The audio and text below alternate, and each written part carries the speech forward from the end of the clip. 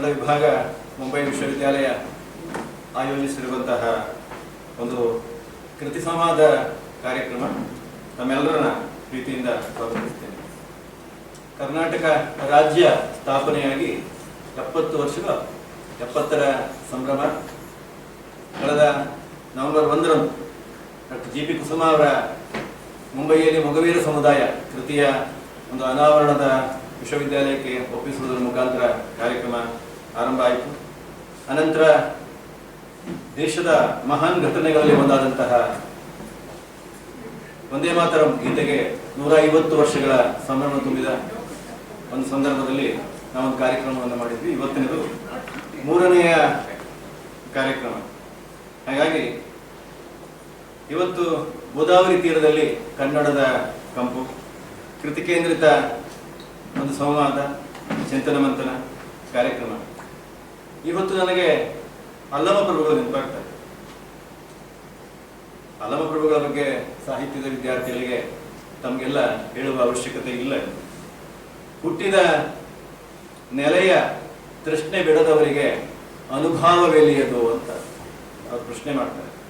ತೃಷ್ಣೆ ಅಂತ ಹೇಳಿದ್ರೆ ವ್ಯಾಮೋಹ, ಅಭಿಮಾನ. ಹುಟ್ಟಿದ ನೆಲೆಯ ತೃಷ್ಣೆ ಬಿಡದವನಿಗೆ ಅನುಭಾವವೆಲ್ಲಿಯದು. ಅನುಭಾವ ಅಂದ್ರೆ ಮೋಕ್ಷ ಅಂತ ತಗೊಳ್ಳಿ, ನಿಜದ ನೆಲೆ ಅಂತ ತಗೊಳ್ಳಿ, ಸತ್ಯ ಅಂತ ತಗೊಳ್ಳಿ. ಅದರಿಂದ ನೆಲದ ವ್ಯಾಮೋಹವನ್ನ ಬಿಡದ ಸಂಶೋಧಕನಿಗೆ ಸತ್ಯವನ್ನ ಕಾಣಲಿಕ್ಕೆ ಸಾಧ್ಯ ಆಗೋದಿಲ್ಲ ಎನ್ನುವುದು ಅಲ್ಲಮ ಪ್ರಭುಗಳ ಮಾತು. ಅದರಿಂದ ಸಾಹಿತ್ಯ ರಚನೆ ಮಾಡುವವರು ಇರಬಹುದು, ಸೃಷ್ಟಿಕಾರ ಇರಬಹುದು, ಓದುಗರು ಇರಬಹುದು, ಒಂದು ನಿರ್ದಿಷ್ಟ ಅಂತರದಲ್ಲಿ ನಿಂತು ಒಂದು ಕೃತಿಯನ್ನ ಅರ್ಥೈಸಬೇಕಾಗುತ್ತೆ. ಅದಕ್ಕೆ ಎಡ್ವರ್ಡ್ ಬುಲ್ಲೋ ಒಂದು ಮಾತನಾಡ್ತಾರೆ, ಸೈಕಿಕಲ್ ಡಿಸ್ಟೆನ್ಸ್ ಅಂತ, ಒಂದು ಸದೂರ.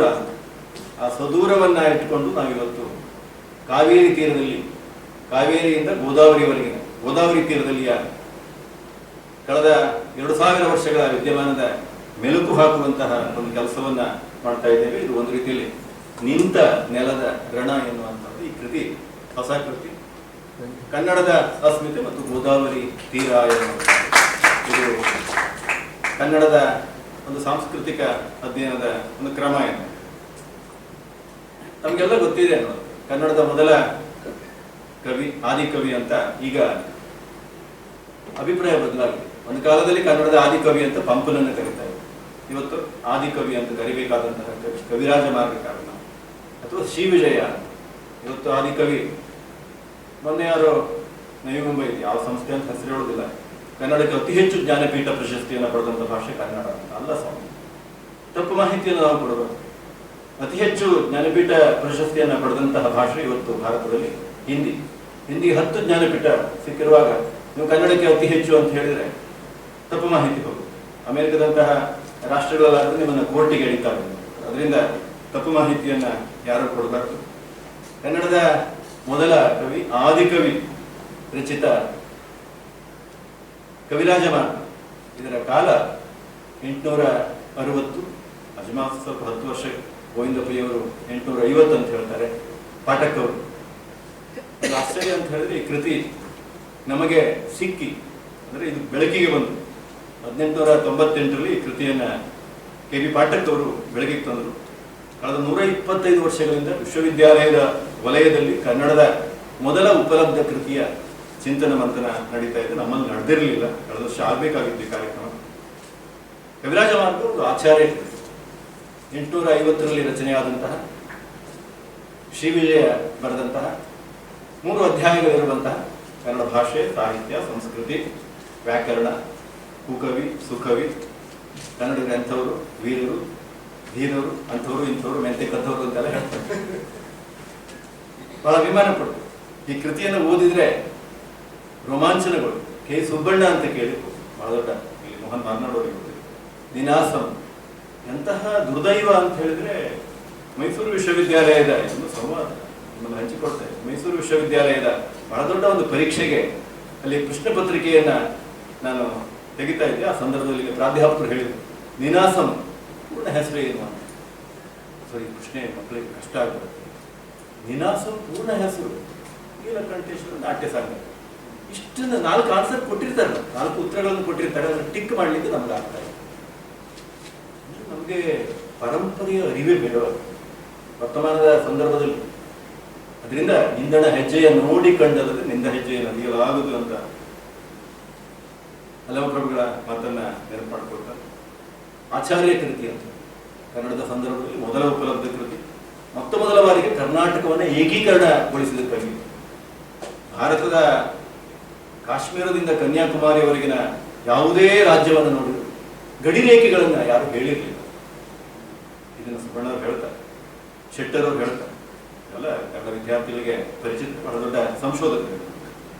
ಮೊದಲ ಬಾರಿಗೆ ಕಾವೇರಿಯಿಂದ ಆ ಗೋದಾವರಿವರೆಗೆ ನಾಡದ ಕನ್ನಡ, ಕನ್ನಡ ನಾಡು ವಿಶಾಲವಾಗಿತ್ತು, ವ್ಯಾಪಕವಾಗಿತ್ತು ಅಂತ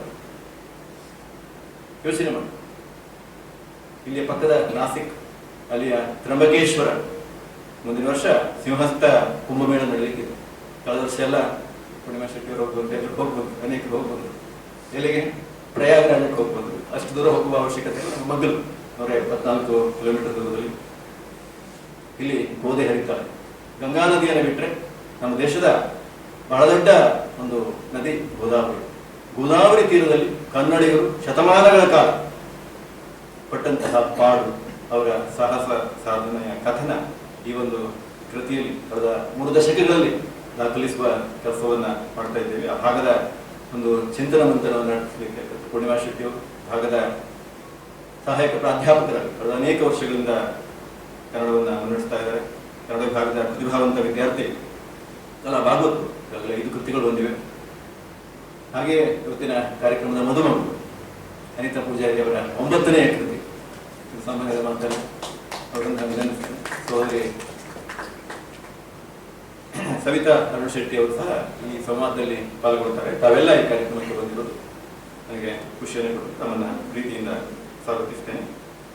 ನಮ್ಮಲ್ಲಿ ಒಂದು ತಪ್ಪು ಕಲ್ಪನೆ ಇದೆ, ಕರ್ನಾಟಕ ಮಹಾರಾಷ್ಟ್ರ ಸಂಬಂಧ ಒಂದು ರೀತಿಯಲ್ಲಿ ಎಣ್ಣೆ ಸೇಗೆಯ ಸಂಬಂಧ. ಹಾಗಿಲ್ಲ. ಬೆಳಗಾವಿಯ ಕಾರಣದಿಂದ ಹಾಗೆ ಹೇಳಬೇಕಾದಂತಹ ಅವಶ್ಯಕತೆ ಇಲ್ಲ. ಆಶ್ಚರ್ಯ ಆಗುತ್ತೆ, ನೀವು ಮರಾಠಿ ಸಂತ ಸಾಹಿತ್ಯವನ್ನು ಓದಿದ್ರೆ ಕನ್ನಡದ ಬಗ್ಗೆ, ಕನ್ನಡಿಗರ ಬಗ್ಗೆ ಎಂತಹ ಒಂದು ಅಪಾರವಾದಂತಹ ಗೌರವ ಇದೆ. ದೇಶದ ಯಾವ ಯಾವ ಭಾಷೆಯಲ್ಲೂ ನಮ್ಮ ಕನ್ನಡಿಗರ ಬಗ್ಗೆ ಇಷ್ಟು ಗೌರವದಿಂದ ದೇವಕಾನಡೆ, ಕ್ಷೇತ್ರ ಕಾನಡೆ, ತೀರ್ಥ ಕಾನಡೆ, ನಮೋ ನಮಃ ಕನ್ನಡಿಗರ ಬಗ್ಗೆ, ನಮೋ ಕಾನಡಿ ಭಾಷಾ ಏಕನಾಥ ಯೋಚನೆ ಮಾಡಿ. ದಾಸಬೋಧದಲ್ಲಿ ಸಮರ್ಥ ರಾಮದಾಸರು ನಾನಾ ನಾಟಕ ಮಣನಿ ನಾಮ ಕರ್ನಾಟಕ ಅಂತ ಅನೇಕ ಕಲಾ ಪ್ರಕಾರಗಳಿರುವಂತಹ ರಾಜ್ಯ ಕರ್ನಾಟಕ ಅಂತ. ನನಗೆ ತಮಿಳುನಾಡಲ್ಲಿ ಸಿಗೋದಿಲ್ಲ, ಆಂಧ್ರ ಪ್ರದೇಶದಲ್ಲಿ ಸಿಗೋದಿಲ್ಲ, ಮಲಯಾಳದಲ್ಲಿ ಸಿಗೋದಿಲ್ಲ. ಯೋಚನೆ ಮಾಡಿ, ಕರ್ನಾಟಕ ಮಹಾರಾಷ್ಟ್ರ ಇವೆರಡು ಹೊಕ್ಕಳು ಬಳ್ಳಿಯ ಸಂಬಂಧ ಅಂತ ಬೇಂದ್ರೆಯವರ ಮನೆ ಮಾತು ಮರಾಠಿ. ಯೋಚನೆ ಮಾಡಿ, ಆ ಮನುಷ್ಯ ಹೇಳುವಂತ ಹೊಕ್ಕಳು ಬಳ್ಳಿಯ ಸಂಬಂಧ, ದಾಯಾದಿ ಸಂಬಂಧ. ದಾಯಾದಿ ಸಂಬಂಧ ಅಪಾಯಕಾರಿಯೂ ಹೌದು. ಮಹಾಭಾರತ ಆದದ್ದು ನಿಮಗೆ ಗೊತ್ತಿದೆ, ಏನೆಲ್ಲ ಆಯ್ತು ಎಂಬುದು. ಅದೇನೇ ಇರಲಿ, ಇವತ್ತು ಈ 2000 ವರ್ಷಗಳ ಸುದೀರ್ಘ ಇತಿಹಾಸ ಇರುವಂತಹ ಕರ್ನಾಟಕ ಮಹಾರಾಷ್ಟ್ರದ ಹಿನ್ನೆಲೆಯ ಕೆಲವು ವಿಚಾರಗಳನ್ನ ಹಂಚಿಕೊಡ್ತೀವಿ. ಕರ್ನಾಟಕ ಮಹಾರಾಷ್ಟ್ರದ ಸಂಬಂಧವನ್ನ ನಾವು ನೋಡುವಾಗ ಕೆಲವರಲ್ಲಿ ಒಂದು ತಪ್ಪು ಅಭಿಪ್ರಾಯ, ತಮಿಳುನಾಡು ಮತ್ತು ಕರ್ನಾಟಕದ ನಡುವೆ ಸಂಬಂಧ ಅತ್ಯಂತ ಘನಿಷ್ಠವಾದದ್ದು ಅಂತ ಕಾಣುವುದಿಲ್ಲ. ತಮಿಳುನಾಡು ಮತ್ತು ಕರ್ನಾಟಕದ ಇತಿಹಾಸವನ್ನು ನೋಡಿದಾಗ ತಮಿಳುನಾಡನ್ನ ಕಾಲದಲ್ಲಿ ಆಡಳಿತ ಮಾಡಿದಂತಹ ಗಂಗರು ತಮ್ಮ ಕನ್ನಡದ ಅಸ್ಮಿತೆಯನ್ನ ಸ್ವಲ್ಪ ಮಟ್ಟಿಗೆ ಪ್ರಸಾರ ಮಾಡಲಿಕ್ಕೆ ಪ್ರಯತ್ನ ಪಟ್ಟರು. ಅನಂತರ ಬಂದಂತಹ ಪಲ್ಲವರು, ಚೋಳರು, ಚಂಗಾಳುವರು, ಚೇರರು, ಪಾಂಡ್ಯರು ಇವರೆಲ್ಲ ಆ ಅಸ್ಮಿತೆಯನ್ನ ನಾಶ ಮಾಡಿದರು. ಅನಂತರ ವಿಜಯನಗರದ ಕರ್ನಾಟಕ ಸಂಸ್ಕೃತಿಯ ಪಾಠವನ್ನು ಮಾಡುವಂತಹ ಪೂರ್ಣಿಮೇಶ್ವರಿ ವಿಜಯನಗರದ ಅರಸರ ಕಾಲದಲ್ಲಿ ಕೆಲವು ದೇವಾಲಯಗಳು ತಮಿಳುನಾಡಿನಲ್ಲಿ ರಚನೆಯಾಗಿ ತಕ್ಕ ಮಟ್ಟಿಗೆ ಕನ್ನಡದ ಕುರುಹು ನಮಗೆ ಕಾಣಿಸಿರುತ್ತೆ. ಅದು ಬಿಟ್ಟರೆ ಕನ್ನಡದ ಅಸ್ಮಿತೆ ತಮಿಳುನಾಡಲ್ಲಿ ಕಾಣುತ್ತೆ. ತಮಿಳುನಾಡು ಕರ್ನಾಟಕದ ಸಂಬಂಧ ಒಂದು ರೀತಿಯಲ್ಲಿ ಸಹೋದರ ಭಾಷೆಗಳ ಸಂಬಂಧ, ದ್ರಾವಿಡ ಭಾಷೆ ಹೀಗಿದ್ದು ಹಾಗೆ ನೋಡಿದ್ರೆ ಈ ದಾಯಾದಿ ಸಂಬಂಧ ಅಂತ ಹೇಳಿದ್ರೆ ಕರ್ನಾಟಕ ಅಥವಾ ಕನ್ನಡ ಅದು ದ್ರಾವಿಡ ಭಾಷೆ ಬಗ್ಗೆ ಸಂಬಂಧ, ಮರಾಠಿಯು ಆರ್ಯನ್ ಭಾಷೆಗೆ ಸಂಬಂಧ. ಆದರೂ ಈ ನಡುವಿನ ಸಂಬಂಧ ಇದೆ, ಅದು ಬಹಳ ರೋಚಕವಾದ ಇತಿಹಾಸವನ್ನು ಹೊಂದಿರುವುದನ್ನು ನಾವು ನೋಡ್ತೇವೆ. ಈ ಭಾಗವನ್ನು ಆಳಿದಂತಹ ಶಾತವಾಹನರ ಮೊದಲ ದೊರೆಯ ಹೆಸರೇ ಹಾಲ. ನಮ್ಮ ಅನೇಕ ಕನ್ನಡ ರಾಜಮನೆತನಗಳ ಹೆಸರಲ್ಲಿ ಹಾಲಪ್ಪ, ಹಾಲು ಮಾರುವವರು, ಗೌಳಿ ಮನೆತನ, ಮಹಾರಾಷ್ಟ್ರದ ಹಟ್ಟಿಕಾರರು, ಧನ್ಗರ್ ಕೇಳಿರ್ಬೋದು. ಎಲ್ಲ ಮನೆತನಗಳು ಅವರೆಲ್ಲ ಮೂಲತಃ ಕನ್ನಡದವರು. ನೀವು ಇಲ್ಲಿ ಜೆಜೂರಿಗೆ ಹೋಗಿ ನೋಡಿ, ಜೆಜೂರಿ ಅಂತ ಕೇಳಿದ್ರೆ ಅಲ್ಲಿ ಖಂಡೋಬ ಕನ್ನಡಿಗರಿಗೆ. ಮಹಾರಾಷ್ಟ್ರದ ಚಾರ ದೇವತಾ ಅಂತ ಹೇಳಿ ಖರೆಯವರ ಪುಸ್ತಕದಲ್ಲಿ ವಲಸೆ ಬಂದಂತಹ ದೇವತೆಗಳೆಲ್ಲ ಕರ್ನಾಟಕಕ್ಕಿಂತ ಹೆಚ್ಚು ಪ್ರಬಲವಾದದ್ದು ಮಹಾರಾಷ್ಟ್ರದ. ಯೋಚನೆ ಮಾಡಿ, ಅಂಬಾಬಾಯಿ, ಖಂಡೋಬ, ವಿಠಲ, ಅಲ್ಲಿ ತುಳಜಾ ಭವಾನಿ, ದೊಡ್ಡ ಪ್ರಮಾಣದಲ್ಲಿ ಮಹಾರಾಷ್ಟ್ರದ ದೇವರುಗಳೆಲ್ಲ ಕರ್ನಾಟಕದ ದೇವರುಗಳು. ಇನ್ನೆಲ್ಲ ಸಣ್ಣ ಪುಟ್ಟ ಅಮ್ಮನವರೆಲ್ಲ ಇದ್ದಾರೆ, ಅವರನ್ನೆಲ್ಲ ನಾನು ತಗೊಂಡಿಲ್ಲ. ತುಂಬಾ ಆಶ್ಚರ್ಯ. ಈ ಬಗೆಯ ಇತಿಹಾಸವನ್ನು ದಾಖಲಿಸುವ ಪ್ರಯತ್ನವನ್ನು ಈ ಕೃತಿಯಲ್ಲಿ ಮಾಡಲಾಗಿದೆ. ಹಾಗಾಗಿ ಹಾಲರಾಜನ ಗಾಥಾ ಸಪ್ತಶತಿಯಲ್ಲಿ ಹೊಟ್ಟೆ, ತುಪ್ಪ, ಪೆಟ್ಟು, ತೀರ್, ಶಕ್ಯವಾದ ಹೀಗೆ ಅನೇಕ ಕನ್ನಡ ಪದಗಳು ಸಿಕ್ಕಿರುವುದು. ನಾನು 12ನೇ ಶತಮಾನದ ಜ್ಞಾನೇಶ್ವರಿ ಸಾವಿರ ಕನ್ನಡ ಪದಗಳು ಸಿಕ್ಕಿರುವುದು ಇದು ಸಾಮಾನ್ಯದ ಮಾತಲ್ಲ. ಅಂದ್ರೆ ಕನ್ನಡ ಕರ್ನಾಟಕ ಇವುಗಳ ನಡುವಿನ ಒಂದು ಆದಾನ ಪ್ರದಾನ ಅತ್ಯಂತ ಮಹತ್ವದ್ದು ಅಂತ ಗೊತ್ತಾಗುತ್ತೆ. ಜೆಜೂರಿಯ ಖಂಡೋಬ ಈಗಾಗಲೇ ಹೇಳಿದೆ, ಕೊಲ್ಲಾಪುರದ ಮಹಾಲಕ್ಷ್ಮಿ, ತುಳಜಾಪುರದ ಭವಾನಿ, ಪಂಡ್ರಾಪುರದ ವಿಠಲ, ಸೊನ್ನಲಿಗೆ ಸಿದ್ದರಾಮ. ಯೋಚನೆ ಮಾಡಿಕೊಳ್ಳಿ, ರೇವಣ ಸಿದ್ದೇಶ್ವರ, ಹೌದಾ, ಎಲ್ಲವರದ ಕೈಲಾಸನಾಥ ದೇವಾಲಯ ಆಗಿರ್ಬೋದು, ಎಲಿಫೆಂಟ್ ಆಗಿರ್ಬೋದು, ಕಾನೇರಿ ಆಗಿರ್ಬೋದು. ಸ್ಥಳೀಯ ಅರಸು 1000 ವರ್ಷಗಳ ಕಾಲ ಮಹಾರಾಷ್ಟ್ರವನ್ನು ಆಳಿದಂತಹ ಶಿಲಾಹಾರ, ದೊಡ್ಡ ಪ್ರಮಾಣದ ಕನ್ನಡ ಅರಸು. ನಮ್ಮ ಪ್ರತಿಭಾರಾವ್ ಬಂದು ಬರ್ತಾ ಇಲ್ಲ, ಅವರು ಹೋಗಿದ್ದಾರೆ ಅಂತ ಕಾಣುತ್ತೆ. ಬಹಳ ದೊಡ್ಡ ಒಂದು ಯೋಜನೆಯಲ್ಲಿ ಅವರು ನಿರತರಾಗಿದ್ದಾರೆ. ಥಾಣೆ ಶಿಲಾಹಾರರ ರಾಜಧಾನಿ ಆಗಿತ್ತು ಅಂತ ನಾವು ಅಭಿಮಾನ ಪಡೋದು. ಥಾಣೆ ಕುರಿತು ಮುಂಬೈ ಬಗ್ಗೆ ಅಧ್ಯಯನಗಳಾಗು, ಥಾಣೆಯ ಬಗ್ಗೆ ಅಧ್ಯಯನವೇ ಆಗಲಿ. ಬಹಳ ಬೇಸರದ ಸಂಗತಿ. ಜೈನ ಧರ್ಮ ಇಡೀ ಮಹಾರಾಷ್ಟ್ರದಲ್ಲಿ ಜೈನರು ಕನ್ನಡಿಗರಾಗಿದ್ದರು. ವೀರಶೈವರು ಲಿಂಗಾಯತರು ಹೊಡೆದಾಡ್ತಾ ಇದ್ರು. ಅದೇನೇ ಇರಲಿ ಅನ್ನುವಂಥ ಅವರು ಲಿಂಗಾಯತರು ದೊಡ್ಡ ಪ್ರಮಾಣದಲ್ಲಿ ನಮ್ಮ ದಕ್ಷಿಣ ಮಹಾರಾಷ್ಟ್ರದಲ್ಲಿ ಕನ್ನಡವನ್ನ ಗಟ್ಟಿ ಬೆಳೆಸಿದವರು. ಹೀಗಾಗಿ ದೊಡ್ಡ ಪ್ರಮಾಣದಲ್ಲಿ ಚಾಲುಕ್ಯರ ಕಾಲದಲ್ಲಿ ನರ್ಮದಾ ನದಿಯವರೆಗೆ ಕನ್ನಡ ನಾಡು ವಿಸ್ತಾರವಾಗಿತ್ತು ಅಂತ ಗೊತ್ತಾಗುತ್ತೆ. ರಾಷ್ಟ್ರಕೂಟರ ದೊರೆ ಧ್ರುವನ ಕಾಲದಲ್ಲಿ ಗಂಗಾ ನದಿ ತೀರದವರೆಗೆ, ಅನಂತರ ಬಂದಂತಹ 3ನೇ ಕೃಷ್ಣ ಆಗಿರ್ಬೋದು, ಧ್ರುವ ಆಗಿರ್ಬೋದು, ಎಲ್ಲ ರಾಜಮನೆತನಗಳ ಈ ರಾಜರ ಕಾಲದಲ್ಲಿ ಕನ್ನಡ ನಾಡು ನರ್ಮದೆಯವರೆಗೆ ವಿಸ್ತಾರ ಆಗಿದೆ. 850ರಲ್ಲಿ ಸ್ವಲ್ಪ ಇಳಿಸಿ ಬಾರ್ಗೈನ್ ಮಾಡಿ ನಮ್ಮ ಕವಿರಾಜ ಮಾರ್ಗಕಾರ ಶ್ರೀವಿಜಯ ಕಾವೇರಿಯಿಂದ ನಮ್ಮ ಗೋದಾವರಿವರೆಗಿದ್ದ ನಡೆದ ಕನ್ನಡ ಅಂತ ಹೇಳಿ ಅಲ್ಲಿಯ ವೈಶಿಷ್ಟ್ಯವನ್ನು ಹೇಳ್ತಾರೆ. ಹಾಗಾಗಿ ಇವತ್ತು ಇದೀಗ ಪೂರ್ಣಿಮಾ ಶೆಟ್ಟಿ ಆ ಭಾಗದ ಅಂದ್ರೆ ಈ ಕೃತಿಯೊಳಗೆ ಏನಿದೆ ಅನ್ನೋದನ್ನು ಒಂದು ಕೃತಿಯ ಕುರಿತಾದಂತಹ ಒಂದು ಚರ್ಚೆ, ಕೃತಿ ಕೇಂದ್ರಿತ ಚರ್ಚೆ ನಮ್ಮೆಲ್ಲಲ್ಲಿ ಬಂದದ್ದು ಬಹಳ ಮಹತ್ವದ್ದು. ಹಾಗಾಗಿ ನಾವು ವಿಮರ್ಶೆ ಮಾಡೋ ಸಂದರ್ಭದಲ್ಲಿ ಬೇರೆ ಬೇರೆ ಆಯಾಮಗಳನ್ನು ಇಟ್ಟು ಇದೀಗ ಪೂರ್ಣಿಮಾ ಶೆಟ್ಟಿ ಅವರು ಕೆಲವು ವಿಚಾರಗಳನ್ನು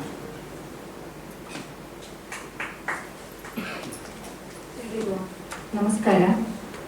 ಮೊದಲಾಗಿ ಈ ಒಂದು ಸುಂದರ ಕೃತಿಗೆ ಮರುಹುಟ್ಟನ್ನು ನೀಡಿರುವಂತಹ ವಿಭಾಗದ ಮುಖ್ಯಸ್ಥರು ಹಾಗೂ ಪ್ರಾಧ್ಯಾಪಕರು, ನಮ್ಮ ಗುರುಗಳಾಗಿರುವಂತಹ ಡಾಕ್ಟರ್ ಜೆ ಉಪಾಧ್ಯಾಯ ಸರ್ ಅವರಿಗೆ ಜೋರಾದ ಚಪ್ಪಾಳೆಯೊಂದಿಗೆ ಅಭಿನಂದನೆಗಳನ್ನು ಸಲ್ಲಿಸೋಣ.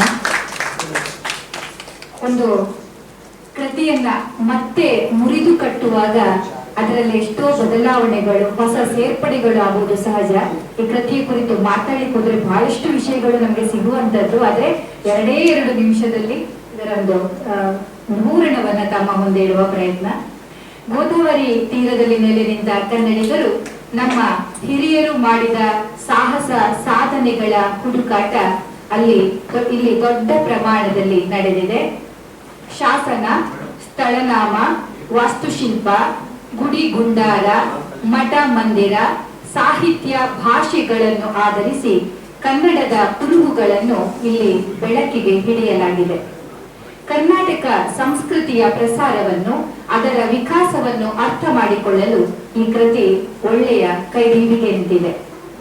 ಹೊರನಾಡಿನ ಕನ್ನಡ ಸಾಹಿತ್ಯ ಸಂಶೋಧನೆಯ ಕುರಿತು ಮಾತನಾಡುವಾಗಲೆಲ್ಲ ಮುಂಬೈ ವಿಶ್ವವಿದ್ಯಾಲಯದ ಕನ್ನಡ ವಿಭಾಗದ ಮುಖ್ಯಸ್ಥರು ಡಾಕ್ಟರ್ ಜೆ ಉಪಾಧ್ಯಾಯ ಅವರ ಹೆಸರು ಮತ್ತೆ ಮತ್ತೆ ನಮ್ಮ ನೆನಪಿನಲ್ಲಿ ಬಂದು ಹೋಗುತ್ತದೆ. ಮಹಾರಾಷ್ಟ್ರದ ಕನ್ನಡ ಶಾಸನಗಳ ಸಾಂಸ್ಕೃತಿಕ ಅಧ್ಯಯನ, ಮಹಾರಾಷ್ಟ್ರದ ಕನ್ನಡ ಗ್ರಾಮನಾಮಗಳು, ಸಿದ್ದರಾಮನ ಸೊನ್ನಲಿಗೆ, ಮಹಾರಾಷ್ಟ್ರ ಕರ್ನಾಟಕ ಆದಾನ ಪ್ರದಾನ, ಮುಂಬೈ ಕನ್ನಡ ಜಗತ್ತು ಮೊದಲಾದ ಅವರ ಕೃತಿಗಳು ಕನ್ನಡ ಸಂಶೋಧನಾ ಲೋಕಕ್ಕೆ ಮೌಲಿಕವಾದಂತಹ ಕೊಡುಗೆಗಳಾಗಿವೆ. ಕನ್ನಡ ನಾಡಿನ ಉತ್ತರದ ಸೀಮೆಯಲ್ಲಿ ಕನ್ನಡ ಭಾಷೆ ಮತ್ತು ಸಂಸ್ಕೃತಿಯ ಪ್ರಾಚೀನ ನೆಲೆಗಳನ್ನ ಅವರು ತಲಸ್ಪರ್ಶಿಯಾಗಿ ತಮ್ಮ ಕೃತಿಗಳಲ್ಲಿ ತೋರಿಸಿಕೊಡುತ್ತಾ ಬಂದಿರುವುದು ಉಲ್ಲೇಖನೀಯ ಸಂಗತಿ. ನಮ್ಮ ಹೆಮ್ಮೆಯ ಕವಿ ಶ್ರೀ ವಿಜಯ ಹೇಳಿದ, ಈಗಾಗಲೇ ಅದರ ಕುರಿತು ಸರ್ ಹೇಳಿದ್ರು, ಶ್ರೀ ವಿಜಯ ಹೇಳಿದ ಕಾವೇರಿಯಿಂದ ಮಾ ಗೋದಾವರಿವರ ಮಿರ್ತ ನಾಡದ ಕನ್ನಡ ಎಂಬ ನುಡಿ 100ಕ್ಕೆ 100 ಸತ್ಯ ಎನ್ನುವುದನ್ನ ಡಾಕ್ಟರ್ ಜೆ ಉಪಾಧ್ಯಾಯ ಸರ್ ಅವರು ಈ ಕೃತಿಯಲ್ಲಿ ರುಜುವಾತು ಮಾಡುತ್ತದೆ. ಇಂದಿನ ಮಹಾರಾಷ್ಟ್ರದ ಭಾಗವೆಲ್ಲ ಸಾಂಸ್ಕೃತಿಕ ಕರ್ನಾಟಕದ ಅಂಗವೇ ಆಗಿತ್ತು ಎಂಬ ಅಂಶ ಇಲ್ಲಿ ಒಡೆದು ಕಾಣುತ್ತದೆ. ಇವತ್ತಿನ ಕರ್ನಾಟಕ ಮತ್ತು ಮಹಾರಾಷ್ಟ್ರ ರಾಜ್ಯಗಳ ನಡುವಿನ ನಿಕಟ ಸಂಬಂಧಗಳನ್ನು ಇಲ್ಲಿ ಡಾಕ್ಟರ್ ಜೆ ಉಪಾಧ್ಯಾಯ ಅವರು ಎಳೆ ಎಳೆಯಾಗಿ ತೆರೆದಿಟ್ಟಿದ್ದಾರೆ. ಪ್ರಾಚೀನ ಕರ್ನಾಟಕ ಸಂಸ್ಕೃತಿಯ ಅಸ್ಮಿತೆಯ ಹುಡುಕಾಟ ನಡೆಸಿದ ವಿಶಿಷ್ಟ ಶೋಧ ಕೃತಿ ಇದಾಗಿದೆ. ಈ ಕೃತಿಯ ಕುರಿತು ಮುಂದಿನ ದಿನಗಳಲ್ಲಿ ನಾವು ವಿಶೇಷವಾದಂತಹ ಸಂವಾದ ಚರ್ಚೆಯನ್ನ ನಡೆಸಲಿಕ್ಕಿದ್ದೇವೆ. ಆದ್ರಿಂದ ಇವತ್ತಿದೊಂದು ಸಣ್ಣ ಒಂದು ಮಾದರಿ ಅಂತ ಮಾತ್ರ ಹೇಳ್ತಾ ಮತ್ತೊಮ್ಮೆ ಸರ್ ಅವರಿಗೆ ಅಭಿನಂದನೆಗಳನ್ನು ಸಲ್ಲಿಸ್ತಾ ವಂದನೆಗಳನ್ನ ಸಲ್ಲಿಸ್ತಾ ನಮಸ್ತೆ. ಧನ್ಯವಾದಗಳು ಪೂರ್ಣಿಮಾ ಶೆಟ್ಟಿ ಅವರಿಗೆ. ನಾನು ಈಗಾಗಲೇ ಹೇಳಿದೆ, 13ನೇ ಶತಮಾನದವರೆಗೆ ಈ ಭಾಗವನ್ನ ಆಡಳಿತ ಮಾಡಿದಂತಹ ಅರಸರು, ಕನ್ನಡ ಅರಸರು, ಅನೇಕ ಮಹಾರಾಷ್ಟ್ರದ ಇತಿಹಾಸಕಾರರಿಗೆ ಈ ಮಹಾರಾಷ್ಟ್ರದ ಇತಿಹಾಸವನ್ನು ಬರೆಯುವುದು ಬಹಳ ಕಷ್ಟ ಆಗಿದೆ. ಯಾಕಂತ ಹೇಳಿದ್ರೆ ಈ ಭಾಗವನ್ನ ಆಡಳಿತ ಮಾಡಿದವರೆಲ್ಲ 1ನೇ ಶತಮಾನದಿಂದ 13ನೇ ಶತಮಾನದವರೆಗೆ ಆಡಳಿತ ಮಾಡಿದವರೆಲ್ಲ ಕನ್ನಡಿಗರ. ಹಾಗಾಗಿ ಎಷ್ಟು ಜಾಂಡರು ಅಂತ ಹೇಳಿದ್ರೆ ಈ ಭಾಗದ ಇತಿಹಾಸಕಾರರು ಬಾದಾಮಿ ಚಾಲುಕ್ಯರು ಅಂತ ಹೇಳುವುದಿಲ್ಲ. ತಮಾಷೆ ಇದೆ, ತೆಗೆದು ನೋಡಿ, ಕೆಲವೊಮ್ಮೆ ಸಂಕಟನೂ ಆಗುತ್ತೆ. ಯಾಕಂದ್ರೆ ಬಾದಾಮಿ ಅಂತ ಕರ್ನಾಟಕದವರ ಅರ್ಲಿ ಚಾಲುಕ್ಯ, ಅನಂತರದ ಪಶ್ಚಿಮದ ಚಾಲುಕ್ಯರು ಅಂತ ಹೇಳುದಿಲ್ಲ, ಅಥವಾ ಕಲ್ಯಾಣದ ಚಾಲುಕ್ಯರು ಅಂತ ಹೇಳುದಿಲ್ಲ, ಲೇಟರ್ ಚಾಲುಕ್ಯ. ಭಂಡಾರ್ಕರಂತಹ ನಮ್ಮನ್ನ ಬಹಳ ದೊಡ್ಡ ಗೌರವದಿಂದ ನಾನು ಮಾತನ್ನು ಹೇಳ್ತಾನೆ. ಆದ್ರೆ ಅವ್ರು ಮಾಡಿರುವ ಸಣ್ಣತನವನ್ನು ನಾವು ಹೇಳಬೇಕು. ಲೇಟರ್ ಚಾಲುಕ್ಯ ಅಂದ್ರೆ ಯಾರಪ್ಪ? ಆ ಲೇಟರ್ ಚಾಲುಕ್ಯದಲ್ಲಿ ಬಸವಣ್ಣ ಬರ್ತಾನೆ, ಬಿಜ್ಜಳ ಬರ್ತಾನೆ, ಯೋಚನೆ ಮಾಡಿ ಎಲ್ಲಿ ಬಂತದ್ದು? ಇಲ್ಲಿಯೇ ಮಂಗಳವೇಡದಲ್ಲಿ, ಸೊಲ್ಲಾಪುರದ ಪಕ್ಕದಲ್ಲಿ ಇರುವಂತಹ ಮಂಗಳವೇಡ. ಬಸವಣ್ಣ 20 ವರ್ಷ ಮಂಗಳವೇಡದಲ್ಲಿ, ಇವತ್ತಿನ ಸೊಲ್ಲಾಪುರದಲ್ಲಿ ಇದ್ದ. ಶರಣಕ್ರಾಂತಿಗೆ ನಾಂದಿ ಹಾಡಿದ್ದು ಸೊಲ್ಲಾಪುರದಲ್ಲಿ ಮಂಗಳವೇಡ. ರೇವಣ ಸಿದ್ದೇಶ್ವರ ಇದ್ದದ್ದು ಮಂಗಳವಾರ. ಯೋಚನೆ ಮಾಡಿ, ಬಹಳ ದೊಡ್ಡ ಒಂದು ಸಂತ ಪರಂಪರೆ, ಕರ್ನಾಟಕದ ಶರಣ ಪರಂಪರೆ, ವೀರಶೈವ ಪರಂಪರೆ, ಲಿಂಗಾಯತ ಪರಂಪರೆ ಈ ಭಾಗದಲ್ಲಿ ಆದಿ ಹೋಗುತ್ತ ಅನೇಕ ಶರಣರಿಗೆ 4000 ಶಿಷ್ಯಂದರನ್ನ ಕಟ್ಟಿಕೊಂಡಂತಹ ಸಿದ್ದರಾಮ ಸೊಲ್ಲಾಪುರದ ರೂಪ ಸಣ್ಣ ಹಳ್ಳಿಯಾಗಿತ್ತು. ಇವತ್ತು ಸೊಲ್ಲಾಪುರ ಬಹಳ ದೊಡ್ಡ ಒಂದು ನಗರವಾಗಿ ಬೆಳೆದಿದ್ರೆ ನಮ್ಮವ ಕಾರಣ. ಯೋಚನೆ ಮಾಡಿ, ಇಂತಹ ಇತಿಹಾಸವನ್ನು ನಾವು ಮರೆತು ಬಿಟ್ಟಿದ್ದೀವಿ. ಇದು ಬಹಳ ನೋವಿನ ಸಂಗತಿ. ನಮ್ಮ ಇತಿಹಾಸವನ್ನು ನಾವು ಮರೆತು ಮುಂದಿನ ತಲೆಮಾರು ಮರೆತು ಬಿಡುತ್ತೆ. ಇದು ಆಗಬೇಕು. ಮತ್ತೆ ನಾನು ಅಂಬೇಡ್ಕರ್ ಅವರು ಮಾತನಾಡ್ತಾರೆ, ಇತಿಹಾಸದಿಂದ ಪಾಠವನ್ನ ಕಲಿಯದಿದ್ರೆ ಇತಿಹಾಸವನ್ನು ಸೃಷ್ಟಿಸಿ. ಮುಂಬೈ ಕನ್ನಡಿಗರು ಅಭಿಮಾನ ಪಡ್ಬೇಕು. ಇಷ್ಟು ಮಂದಿ ನಾವು ಸೇರಿದ್ದೇವೆ, ಇವಾಗ ಸೇರ್ತೇವೆ ಅಂತ ಹೇಳಿದ್ರೆ ನಮ್ಗೆ ದೊಡ್ಡ ಪರಂಪರೆ ಇದೆ. ಸ್ವಾಮಿ, ಕಳೆದ 150 ವರ್ಷಗಳಿಂದ ನಮ್ಮ ಅಸ್ಮಿತೆಯನ್ನ ಉಳಿಸ್ಕೊಂಡು ಬಂದಿದೆ. ದಿಲ್ಲಿಯಲ್ಲಿ ಇಲ್ಲ, ಮದ್ರಾಸ್ನಲ್ಲಿ ಇಲ್ಲ, ಚೆನ್ನೈಯಲ್ಲಿ ಇಲ್ಲ, ಹೈದರಾಬಾದ್ನಲ್ಲಿ ಪರಂಪರೆ ಇಲ್ಲ. ನಮ್ಮ ಹಿಂದಿನವರು ಹಾಕಿಕೊಟ್ಟಂತಹ ಸುದೀರ್ಘ ಪರಂಪರೆ, ಒಂದು ಧೈರ್ಯ ಇದೆ. ಕೆ ವೆಂಕಟರಮಣ ಶಾಸ್ತ್ರಿ ಅವರಾಗಿರ್ಬೋದು, ಕಟಿಯಂಡಿ ನಾರಾಯಣರಾಗಿರ್ಬೋದು, ದೊಡ್ಡ ಒಂದು ಘಟಾನುಘಟಿದೆ. ಯೋಚನೆ ಮಾಡಿ, ಇಲ್ಲಿ ಶಶಿಕಲಾ ಹೆಗಡೆ ಅವರು ಇದ್ದಾರೆ, ಬಹಳ ಅಭಿಮಾನ. ಪ್ರಭಾಕರ್ ಜೋಶಿ, ನಾಡಿನ ಖ್ಯಾತ ವಿದ್ವಾಂಸ, ಅವರಿಗೆ ಕರ್ಕಿ ವೆಂಕಟರಮಣ ಶಾಸ್ತ್ರಿಗಳ ಬಗ್ಗೆ ಒಂದು ಅರ್ಧ ಗಂಟೆ ಮಾತಾಡಬೇಕಾಗಿದೆ. ಅಲ್ಲಿ ಪುಸ್ತಕ ಹುಡುಕಾಡ್ತಾ ಇದ್ದಾರೆ.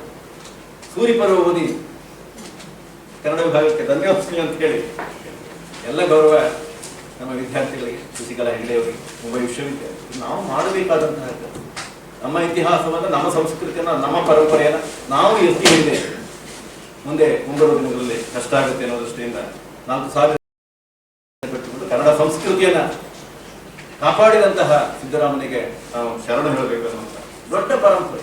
ಹಾಗಾಗಿ ಇದೀಗ ಆ ಗೋಡೆಯ ಮಡಿಲಲ್ಲಿ ಕನ್ನಡ ಹೇಗೆ ಉಸಿರಾಡುತ್ತೆ ಅನ್ನೋದನ್ನ ಸಹೋದರಿ ಅವರಿಗೆ ಅಭಿನಂದನೆ ತಿಳಿಸಬೇಕು. ಕಳೆದ 15 ವರ್ಷಗಳ ನಂತರ ಕನ್ನಡ ವಿಭಾಗದ ಸಂಶೋಧನಾ ಸಹಾಯಕರಾಗಿ ಅವರು ನಿಯುಕ್ತರಾಗಿದ್ದಾರೆ, ಕುಲಪತಿ ಅವರು ನೇಮಕ ಮಾಡಿದ್ದಾರೆ. ಅವರಿಗೆ ಹಾರ್ದಿಕ ಅಭಿನಂದನೆಯನ್ನು ಸಲ್ಲಿಸ್ತಾ ಇದ್ದಾರೆ. ಮುಂದೆ 2 ವರ್ಷಗಳ ಕಾಲ ವಿಭಾಗದ ಸಂಶೋಧನಾ ಚಟುವಟಿಕೆಗಳು ನಮ್ಮ ಸವಿತಾ ಅರುಣ್ ಶೆಟ್ಟಿ ಅವರು ಸಹಕರಿಸಿದ್ದಾರೆ. ಮತ್ತೊಮ್ಮೆ ಅಭಿನಂದನೆ ಮಾತುಗಳು ಆಡ್ತಾರೆ.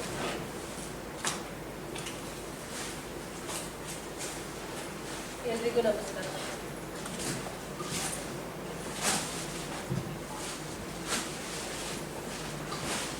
ಎಲ್ರಿಗೂ ನಮಸ್ಕಾರ. ನಾನು ಉಪಾಧ್ಯಾಯ ಸರ್ ಅವರ ಕನ್ನಡದ ಅಸ್ಮಿತೆ ಮತ್ತು ಗೋದಾವರಿ ತೀರ ಈ ಕೃತಿಯಿಂದ ಕೆಲ ಆಯ್ದ ಭಾಗಗಳನ್ನು ಓದಿದ್ದೇನೆ. ಕರ್ನಾಟಕದ ಪರಂಪರೆ ಬಹು ವಿಶಾಲವಾದುದು, ಅಷ್ಟೇ ಶ್ರೀಮಂತವಾದುದು. ಮೊದಲ ಬಾರಿಗೆ ಕವಿರಾಜ ಮಾರ್ಗಕಾರ ಕರ್ನಾಟಕದ ಗಡಿರೇಖೆಯನ್ನು ಕಾವೇರಿಯಿಂದ ಗೋದಾವರಿಯವರೆಗೆ ಎಂಬುದಾಗಿ ಸ್ಪಷ್ಟಪಡಿಸಿದ. ಇದು ರಾಜಕೀಯದ ಗಡಿ. ಸಾಂಸ್ಕೃತಿಕ ಕರ್ನಾಟಕಕ್ಕೆ ಗಡಿರೇಖೆಗಳನ್ನು ಎಳೆಯುವುದು ಕಷ್ಟ ಎಂಬ ನಿಲುವು ಅವನದು. ಹೀಗಾಗಿ ಆತ ವಸುಧಾ ವಲಯ ವಿಲೀನ ವಿಷದ ವಿಷಯ ವಿಶೇಷಂ ಎಂಬುದಾಗಿ ಸಾಂಸ್ಕೃತಿಕ ಕರ್ನಾಟಕವನ್ನು ವಿನೂತನ ರೀತಿಯಲ್ಲಿ ಅರ್ಥೈಸಿದ. ಈ ಕರ್ನಾಟಕವನ್ನು ಅರಿಯುವುದು ಹೇಗೆ, ಅದಕ್ಕೆ ಒದಗಿ ಬರುವ ಸಹಾಯಕ ಸಾಹಿತ್ಯ ಯಾವುದು ಎಂಬುದನ್ನು ಪ್ರಸ್ತುತ ಕೃತಿಯಲ್ಲಿ ಕಂಡುಕೊಳ್ಳುವ ಪ್ರಯತ್ನವನ್ನು ಮಾಡಲಾಗಿದೆ. ಪ್ರಾಚೀನ ಕರ್ನಾಟಕದ ಉತ್ತರ ಭಾಗದ ಗೋದಾವರಿ ತೀರದ ಕನ್ನಡದ ಅಸ್ಮಿತೆಯನ್ನು, ಸಾಂಸ್ಕೃತಿಕ ಮೇಲ್ಮೆಯನ್ನು ಇಲ್ಲಿ ಲೋಕಸಮ್ಮುಖಗೊಳಿಸಲಾಗಿದೆ. ಅಖಂಡ ಕರ್ನಾಟಕವನ್ನು ಅರಿಯುವ ಹಾಗೂ ನಮ್ಮ ನಾಡಿನ ಬಗೆಗೆ ಸೂಕ್ತ ತಿಳುವಳಿಕೆಯನ್ನು ಮೂಡಿಸುವ ಪ್ರಯತ್ನ ಇದಾಗಿದೆ. ಭಾರತೀಯ ಸಂಸ್ಕೃತಿಯಲ್ಲಿ ನದಿಗಳ ಬಗೆಗೆ ವಿಶೇಷವಾದ ಗೌರವ ಭಾವನೆ ಇದೆ. ನಮ್ಮವರು ನದಿಗಳಲ್ಲೂ ದೇವತೆಗಳನ್ನು ಕಂಡವರು. ನದಿಗಳು ಆಯಾ ಪ್ರದೇಶದ ಜನರ ಜೀವನಾಡಿ. ಗಂಗೆ ಚ ಯಮುನೆ ಚೈವ ಗೋದಾವರಿ ಸರಸ್ವತಿ ನರ್ಮದೆ ಸಿಂಧು ಕಾವೇರಿ ಜಲೇಸ್ಮಿನ್ ಸನ್ನಿಧಿಂ ಕುರು ಎಂದು ನಮ್ಮ ಪೂರ್ವಜರು ನದಿಗಳನ್ನು ನಿತ್ಯ ಸ್ಮರಿಸಿಕೊಳ್ಳುತ್ತಿದ್ದರು. ಈ 7 ನದಿಗಳಲ್ಲಿ ನಿಂತವರಿಗೆ ಪುಣ್ಯ ಲಭಿಸುತ್ತದೆ ಎಂಬ ನಂಬಿಕೆ ನಮ್ಮವರದು. ಗಂಗಾ ನದಿ ನಮ್ಮ ರಾಷ್ಟ್ರದ ಬಹುದೊಡ್ಡ ನದಿ. ದೇವನದಿ ಎಂಬ ಕೀರ್ತಿಗೂ ಇದು ಭಾಜನವಾಗಿದೆ. ಗಂಗಾ ನದಿಯ ಬಳಿಕ ಬರುವ ದೊಡ್ಡ ನದಿ ಗೋದಾವರಿ. ಇದರ ಉದ್ದ ಅಂದಾಜು ಸುಮಾರು 1465 ಕಿಲೋಮೀಟರ್. ಇಂದಿನ ಮಹಾರಾಷ್ಟ್ರ ರಾಜ್ಯದ ತ್ರಯಂಬಕೇಶ್ವರದಲ್ಲಿ ಹುಟ್ಟುವ ಗೋದಾವರಿ ನದಿ ಮಹಾರಾಷ್ಟ್ರ, ಆಂಧ್ರ, ತೆಲಂಗಾಣಗಳಲ್ಲಿ ಹರಿದು ಬಂಗಾಳ ಕೊಲ್ಲಿಯನ್ನು ಸೇರುತ್ತದೆ. 15ಕ್ಕೂ ಹೆಚ್ಚು ಉಪನದಿಗಳನ್ನು ಹೊಂದಿರುವ ಈ ಗೋದಾವರಿ ನದಿ ದಕ್ಷಿಣ ಭಾರತದ ಬಹುದೊಡ್ಡ ನದಿ ಎಂಬ ಕೀರ್ತಿಗೂ ಪಾತ್ರವಾಗಿದೆ. ಉತ್ತರ ಕರ್ನಾಟಕದ ಮಾಂಜರ, ಕಾರಂಜ, ಮಧುರನಾಲ, ದೇವನಾಲ, ಹೆಬ್ಬಾಳ ಮೊದಲಾದ ಉಪನದಿಗಳು ಗೋದಾವರಿ ನದಿ ಜಾಲವನ್ನು ಸಮಾವೇಶಗೊಂಡಿವೆ. ಕರ್ನಾಟಕದ ಗಡಿರೇಖೆಯನ್ನು ಮೊದಲು ಹೇಳಿದವನು ಶ್ರೀವಿಜಯ. ಉತ್ತರದಲ್ಲಿ ಗೋದಾವರಿ ನದಿಯವರೆಗೆ ಕನ್ನಡಿಗರು ನೆಲೆಸಿದ್ದರು. ಕನ್ನಡ ಸಂಸ್ಕೃತಿ ಪಸರಿಸಿಕೊಂಡಿದೆ ಎಂಬುದು ಅವನ ಹೇಳಿಕೆ. ಇದು ಕೇವಲ ಕವಿಕಲ್ಪನೆಯಲ್ಲ, ನಿಜ ಎಂಬುದನ್ನು ಪ್ರಸ್ತುತ ಕೃತಿಯಲ್ಲಿ ಎತ್ತಿ ಹಿಡಿಯಲಾಗಿದೆ. ಯಾಕೋ ಗೊತ್ತಿಲ್ಲ, ಕೆಲವರಿಗೆ ಇತಿಹಾಸವೆಂದರೆ ತೀರಾ ತಾತ್ಸಾರ, ಅಸಡ್ಡೆ. ಇತಿಹಾಸವೆಂದರೆ ಬೇರೇನೂ ಅಲ್ಲ, ಅದು ನಮ್ಮ ನಿನ್ನೆ ಮೊನ್ನೆಯ ಬದುಕಿನ ಭಾಗ. ಸಾಧನೆಗಳ ಸುತ್ತ ಇತಿಹಾಸ ಹುಟ್ಟುತ್ತದೆ, ಆದರೆ ಅದನ್ನು ಸರಿಯಾಗಿ ದಾಖಲು ಮಾಡಲಾಗುತ್ತಿಲ್ಲ. ಇತಿಹಾಸವೆಂದರೆ ಸಾಧನೆಗಳ ಮೊತ್ತ ಎಂಬ ಆಂಗ್ಲ ಲೇಖ ನೊಬೆಲ್ ಪ್ರಶಸ್ತಿ ವಿಜೇತ ಸಾಹಿತಿ PS ನೌಪಾಲ್ ಅವರ ಮಾತಿನಲ್ಲಿ ತಥ್ಯವಿದೆ. ಇತಿಹಾಸವೆಂದರೆ ಬರೇ ರಾಜ ಮಹಾರಾಜರ ಸಂಘರ್ಷದ ಹೊಡೆದಾಟದ ಕಥೆ ಎಂಬಂತೆ ಬಿಂಬಿಸುತ್ತಾ ಬರಲಾಗಿದೆ. ಇದು ಸಹ ತರವಲ್ಲ. ಇತಿಹಾಸವು ತತ್ವಜ್ಞಾನವೇ ಆಗಿದೆ. ಅನಾರೋಗ್ಯ, ಹೊಟ್ಟೆ ಕೆಟ್ಟಿದೆ ಎಂದು ವೈದ್ಯರನ್ನು ಕಾಣಲು ಹೋದರೆ ಅವರು ನಿನ್ನೆ ಏನು ತಿಂದೆ, ಮೊನ್ನೆ ಏನು ತಿಂದೆ ಎಂದು ಪೂರ್ವಾಪರಗಳನ್ನೆಲ್ಲ ಕೆದಕಿ ಕೇಳುತ್ತಾರೆ. ಈ ವಿವರಗಳೆಲ್ಲ ಅನಿವಾರ್ಯ. ಇತಿಹಾಸವು ನಮ್ಮ ನಿನ್ನೆ ಮೊನ್ನೆಯ ನೆನಪಿನ ಬುತ್ತಿ. ನಮ್ಮ ವರ್ತಮಾನದ ಕಗ್ಗಟ್ಟನ್ನು ಬಿಡಿಸಲು ಬಲು ಸಹಕಾರಿಯಾಗಬಲ್ಲದು. ವರ್ತಮಾನದ ಈ ಒಂದು ಕ್ಷಣ ಭೂತಕಾಲದ ಸಹಸ್ರ ಕ್ಷಣಗಳ ಕೊಂಡಿ ಎಂಬ ಸ್ತ್ರೀವಾದಿ ಚಿಂತಕರೊಬ್ಬರ ಮಾತು ಅವಲೋಕನೀಯವಾಗಿದೆ. ವರ್ತಮಾನದ ಅರಿವಿಗೆ ಪೂರ್ವ ಸ್ಮೃತಿ ಅಥವಾ ಇತಿಹಾಸ ಅತ್ಯಗತ್ಯ. ಇತಿಹಾಸದಿಂದ ಪಾಠ ಕಲಿಯದವರು ಇತಿಹಾಸವನ್ನು ಸೃಷ್ಟಿಸಲಾರರು ಎಂಬ ಡಾಕ್ಟರ್ BR ಅಂಬೇಡ್ಕರ್ ಅವರ ಮಾತು 100% ನಿಜ. ಕನ್ನಡಿಗರು ಶೂರರು, ವೀರರು, ಧೀರರು ಎಂಬ ಮಾತನ್ನು ಕವಿರಾಜ ಮಾರ್ಗಕಾರ ಘಂಟಾಘೋಷವಾಗಿ ಸಾರಿದ. ಶೂದ್ರಕ ಕವಿ ಕನ್ನಡಿಗರನ್ನು ಶತಮಾನಗಳ ಹಿಂದೆಯೇ ಕರ್ನಾಟಕ ಕಲಾ ಪ್ರಯೋಗ ಕರಿಷ್ಯಾಮಿ ಎಂದು ಕೊಂಡಾಡಿರುವುದು ಚಾರಿತ್ರಿಕ ಸತ್ಯ. ಕರ್ನಾಟಕದ ಇತಿಹಾಸ ಬಹು ಸುದೀರ್ಘವಾದುದು. ಕದಂಬರು, ಗಂಗರು, ಕಲ್ಯಾಣದ ಚಾಲುಕ್ಯರು, ರಾಷ್ಟ್ರಕೂಟರು, ಹೊಯ್ಸಳರು, ಕಲಚುರಿಗಳು, ದೇವಗಿರಿ ಶ್ರೇವುಣರು, ಶಿಲಾಹಾರರು, ವಿಜಯನಗರದ ಅರಸರು, ಮೈಸೂರು ಅರಸರು, ಹೀಗೆ ಹತ್ತಾರು ಕರ್ನಾಟಕ ಮೂಲದ ರಾಜಮನೆಗಳ ಸಾಧನೆ ನಮ್ಮ ನಾಡಿನ ಸಾಂಸ್ಕೃತಿಕ ಇತಿಹಾಸದ ಉಜ್ವಲ ಅಧ್ಯಾಯಗಳಾಗಿವೆ. ಇಷ್ಟು ರಾಜಮನೆತನಗಳನ್ನು ನಾವು ಬೇರಾವುದೇ ರಾಜ್ಯದಲ್ಲಿ ಕಾಣಲಾಗದು. ಕನ್ನಡಿಗರು ಬಹುದೊಡ್ಡ ಇತಿಹಾಸ ನಿರ್ಮಾಪಕರು. ಕರ್ನಾಟಕ ಸಂಸ್ಕೃತಿ ಉದಾತ್ತವಾದುದು. ನಮ್ಮವರು ಬಹು ಸಂಸ್ಕೃತಿಯನ್ನು ಗೌರವಿಸಿದರು. ಕಸವರವೆಂಬುದು ನೆರೆ ಸೈರಿಸಲಾರ್ಪಡೆ ಪರ ವಿಚಾರಮಂ ಧರ್ಮಮಂ. ಪರರ ವಿಚಾರವನ್ನು ಪರಧರ್ಮವನ್ನು ಚೆನ್ನಾಗಿ ಅರಿತು ಸಹಿಸುವುದು ಸಾಧ್ಯವಾಗುವುದಾದರೆ ಆ ಸಹಿಷ್ಣುತೆಯೇ ಚಿನ್ನವೆನಿಸುತ್ತದೆ. ಕವಿರಾಜ ಮಾರ್ಗ ಪರಿಚ್ಛೇದ 3 ಪದ್ಯ 176. ಕನ್ನಡ ಸಂಸ್ಕೃತಿಗೆ ಹಿರಿದಾದ ಸತ್ವವಿದೆ, ಭವ್ಯ ಪರಂಪರೆ ಇದೆ ಎಂಬುದು ಹೆಮ್ಮೆಯ ಸಂಗತಿ. ಗೋದಾವರಿ ನದಿಯ ಆಸುಪಾಸಿನ ಕನ್ನಡಿಗರ ಸಾಂಸ್ಕೃತಿಕ ಹಿರಿಮೆ ಗರಿಮೆಯ ಮೇಲೆ ಬೆಳಕು ಚೆಲ್ಲುವ ಪ್ರಯತ್ನ ಈ ಕೃತಿಯದಾಗಿದೆ. ಧನ್ಯವಾದಗಳು ಸರ್, ಅವಕಾಶಕ್ಕೆ. ಗೋದೆಯ ಮಡಿಲಲ್ಲಿ ಕನ್ನಡಿಗರು ಶತಮಾನಗಳ ಕಾಲ ಬಾಳಿ ತಮ್ಮ ಅಸ್ಮಿತೆಯನ್ನು ಹೇಗೆ ಕಾಯ್ದುಕೊಂಡ್ರೆ ಅನ್ನೋದ್ರ ಬಗ್ಗೆ ನಾವು ಕೆಲ ವಿಚಾರಗಳನ್ನು ಸಹೋದರಿ ಸವಿತಾ ಅರುಣ್ ಶೆಟ್ಟಿ ಅವರು ಸಾದರಪಡಿಸಿದರು. ಒಂದು ಹೆಮ್ಮೆ ಪಟ್ಟು ಇನ್ನೊಂದು ಸಂಗತಿ ಅಂತ ಹೇಳಿದ್ರೆ, ಇವತ್ತು ಮಹಾರಾಷ್ಟ್ರದಲ್ಲಿ ಸಿಕ್ಕಂತಹ ಕನ್ನಡ ಶಾಸನಗಳಲ್ಲಿ ಸಿಂಹ ಪಾಲು ಕನ್ನಡ ಶಾಸನಗಳು. 300ಕ್ಕೂ ಹೆಚ್ಚು ಕನ್ನಡ ಶಾಸನಗಳು ಮಹಾರಾಷ್ಟ್ರದಲ್ಲಿ ಸಿಕ್ಕಿವೆ. ಮರಾಠಿ ಶಾಸನಗಳು ಬರೀ 76. ಯೋಚನೆ. ಸಂಸ್ಕೃತ ಶಾಸನಗಳು ಸುಮಾರು 190. ಇತ್ತೀಚೆಗೆ ಕೆಲವು ಶಾಸನಗಳು ಬೆಳಕಿದ್ದಾರೆ, ಅಂದಾಜು 200. ಯೋಚನೆ ಮಾಡಿ. ಕನ್ನಡ ಭಾಷೆ ಸಾವಿರಾರು ವರ್ಷಗಳ ಕಾಲ ಈ ಮಹಾರಾಷ್ಟ್ರದಲ್ಲಿ, ಮಹಾರಾಷ್ಟ್ರ ಇರುವಂತಹ ಪರಿಕಲ್ಪನೆ ಇರಲಿಲ್ಲ. ಭಾಷಾವಾರು ಪ್ರಾಂತ ರಚನೆ ಆದಾಗ 1956 ಬೇರೆ ಬೇರೆ ರಾಜ್ಯಗಳು ಸ್ಥಾಪನೆ ಆಗುವುದು. ಅಲ್ಲಿಯವರೆಗೆ ಕನ್ನಡಿಗರ ಕಾರುಬಾರಿನ ಕ್ಷೇತ್ರವೇ ಆಗಿದೆ. 13ನೇ ಶತಮಾನದಲ್ಲಿ ಮೊತ್ತ ಮೊದಲ ಬಾರಿಗೆ ದೇವಗಿರಿಯ ಸೇವರು ಮರಾಠಿ ಭಾಷೆಗೆ ಆದ್ಯತೆಯನ್ನು ಕೊಟ್ಟರು ಅಂತ ಕಾಣುತ್ತೆ.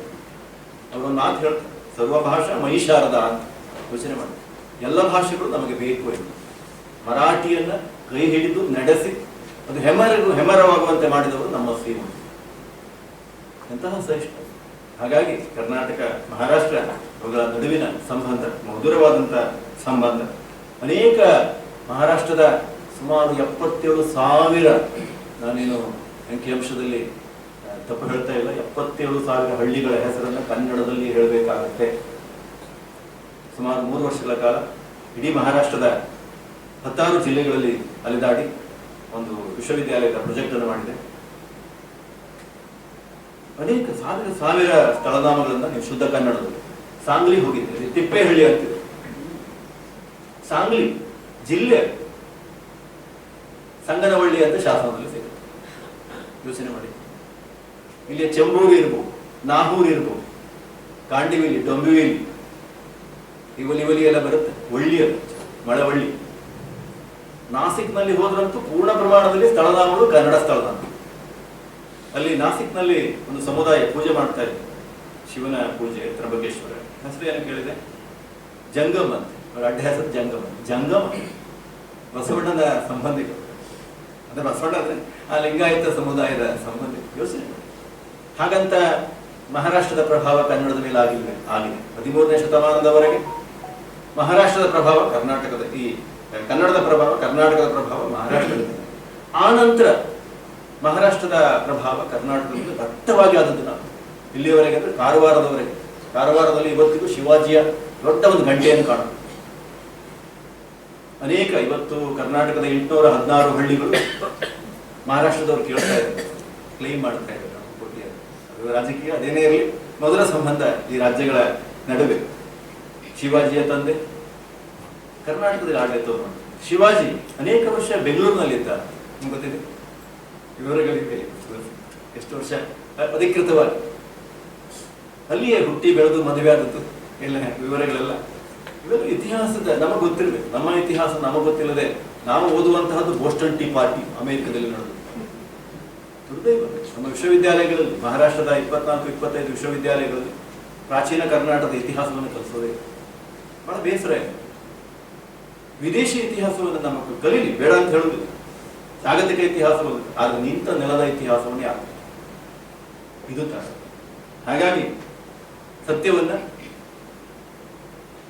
ಹೇಳೋದು ಕಷ್ಟ ಇದೆ. ಸತ್ಯ ಹೇಳಿದ್ರೆ ಕಷ್ಟ ಆಗುತ್ತೆ. ಕಲಬುರ್ಗಿ ಸರ್ ಅವ್ರನ್ನೇ ಮಾಡ್ತಾರೆ. ಯೋಚನೆ ಮಾಡಿ. ಈ ಭಾಗದ ಅನೇಕ ಮಹತ್ವದ ಸಂಗತಿಗಳನ್ನೆಲ್ಲ ಅವರು ತೆರೆದು ತೋರಿ.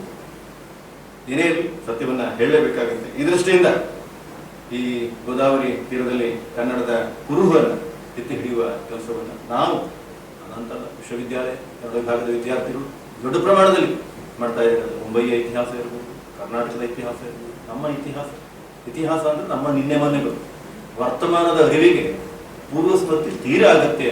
ಈ ಹಿನ್ನೆಲೆಯಲ್ಲಿ ಕವಿರಾಜ ಮಾರ್ಗ ಕನ್ನಡಿಗರೇ ಅಂತವ್ರು, ಕನ್ನಡಿಗರ ವೈಶಿಷ್ಟ್ಯ ಏನು, ಕನ್ನಡಿಗರ ಪ್ರತಿಭೆ ಏನು, ಅವರ ಹಿರಿಮೆ ಏನು ಪದ್ಧತಿ. ಕನ್ನಡ ಇಲ್ಲಿ ಒಂದು ಕನ್ನಡ ಅಲ್ಲ, ಕನ್ನಡಂಗಳ ಅಂತ ಕರೀತಾರೆ. ಯೋಚನೆ ಮಾಡಿ, ಇವತ್ತು ಕರ್ನಾಟಕದಲ್ಲಿ ಒಂದು ಕನ್ನಡ ಇಲ್ಲ, 16 ಕನ್ನಡ ಇದೆ. ಮೊನ್ನೆ ಯಾರು ಉತ್ತರ ಕರ್ನಾಟಕದಿಂದ ಬಂದು ಬಹಳ ನಾಚಿಕೆಯಿಂದ ಸರ್ ನಮ್ಮ ಕನ್ನಡ ಅಷ್ಟು ಚೆನ್ನಾಗಿಲ್ಲರಿ ಅಂತ ಮಾತಾಡ್ರಿ ನಿಮ್ಮ ಭಾಷಾದಾಗ ಅಂತ ಹೇಳಿದೆ. ಅವ್ರಿಗೆ ಸ್ವಲ್ಪ ಸಂಕೋಚ ಇದೆ. ಶುದ್ಧ ಕನ್ನಡ ಅನ್ನುವಂಥದ್ದು ಭ್ರಮೆ. ನಮ್ಮ ಹವ್ಯಕ ಕನ್ನಡ ಅಭಿಮಾನ ಪಡೋದು. ಮಂಡ್ಯ ಕನ್ನಡ ಇರ್ಬೋದು, ಗುಲ್ಬರ್ಗ ಕನ್ನಡ ಇರ್ಬೋದು, ರಾಯಚೂರು ಕನ್ನಡ ಇರ್ಬೋದು, ಮಂಗಳೂರು ಕನ್ನಡ ಇರ್ಬೋದು, ಮೈಸೂರು ಕನ್ನಡ ಇರ್ಬೋದು. ಯೋಚನೆ ಮಾಡಿ, ಇವೆಲ್ಲವೂ ಪ್ರಾಂತ ಪ್ರಾದೇಶಿಕ ಉಪಭಾಷೆಗಳು, ಸಾಮಾಜಿಕ ಉಪಭಾಷೆ. ಇದರಿಂದ ಸಮೃದ್ಧ ಆಗಿದೆ. ಆ ಕಾಲದಲ್ಲಿ ಕವಿರಾಜ ಮಾರ್ಗಕಾರ ಕನ್ನಡಗಳ ಒಂದು ಕನ್ನಡ ಯೋಚನೆ ಮಾಡಿ, ತಿರುಳು ಕನ್ನಡ ಅಂತ ಹೇಳ್ತಾರೆ. ಹಾಗಾಗಿ ಈ ಕನ್ನಡದ ಹಿರಿಮೆಯನ್ನು ಹೇಳುವ 3 ಪದ್ಯಗಳನ್ನ ವಿಭಾಗದ ಸಂಶೋಧಕ ನೆಲೆಯಲ್ಲಿ ಪಾಠ ಪ್ರವಚನ ಮಾಡ್ತಾ ಇರುವಂತಹ ಕಲಾ ಭಾಗವತರು ಸಾದರಪಡಿಸಲಿದ್ದಾರೆ. ಕಲಾ ಭಾಗವತ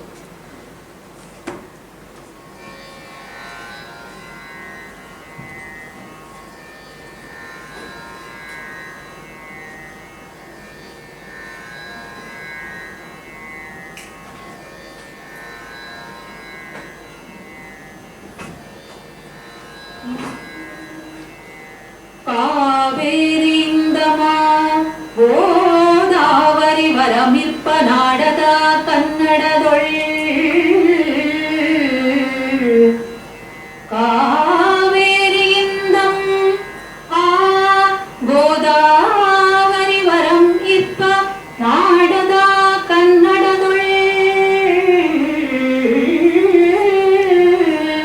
ಭಾವಿಸಿದ ಜನಪದಂ ವಸುಧಾವಳಯ ವಿಲೀನ ವಿಷದ ವಿಷಯ ವಿಶೇಷಂ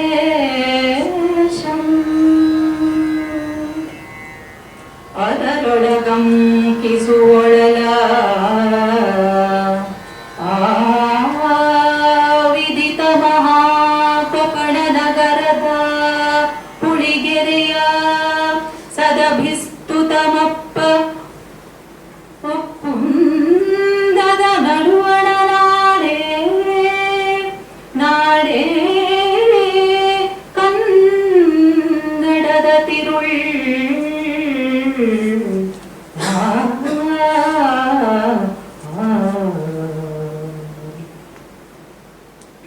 ಪದನರಿದು ನುಡಿಯಲು ನುಡಿದುದಂ ಅರಿದು ಆರಯലും ಆರ್ಪರ ನಾಡವರ್ಗಳ್ ಪ್ರದನರಿದು ನುಡಿದುದಂ ಅರಿದು ನುಡಿದು ಅರಿದಾರಯലും ಆರ್ಪರ ನಾಡವರ್ಗಳ್ ಚದುರ ನಿಜದಿಂ ಕುರಿತೋದದೆಯುಂ ಕಾವ್ಯ ಪ್ರಯೋಗ ಪರಿಣತಮತಿಗಳ್ ನಿಜದಿಂ ಕುರಿತೋದದೆಯುಂ ಕಾವ್ಯ ಪ್ರಯೋಗ ಪರಿಣತಮತಿಗಳ್